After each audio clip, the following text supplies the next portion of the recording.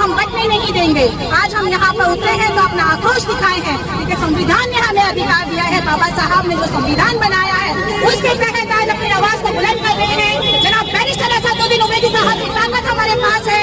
आज हम रोड पर उतरे हैं, एक आवाज लगा रहे हैं मुंबई की सरजमीन से। मैं कहना चाहती हूँ नीतीश राणे, एक बार फिर बता रही हूँ कि बंगड़ी तेरी तैयार है। बता दे जगह, बता दे वक्त, तेरे वक्त पे, तेरे टाइम पे, तेरी जगह पे आके तुझे बंगड़ी अगर पिनाएगी तो रिजवाना खान पिनाएगी। ये समझ लेना नीतीश राणे, हम कमजोर नहीं है। मस्जिदों में घुसने की बात करता है, गाली देता है, क्या समझ के रखा है? तुम्हारे बाप दादा की जागीर है क्या ये देश संविधान से चलेगा, किसी की दादागिरी गुंडागर्दी से नहीं चलेगा। और साथ ही साथ ये मुख्यमंत्री है, जो उप मुख्यमंत्री है, उनके भी आंखें खोलना चाह रही हूँ। कान भी खोलो अपने, ये ऐसे दहशतगर्दों को आगे करके मत खेल खेलो।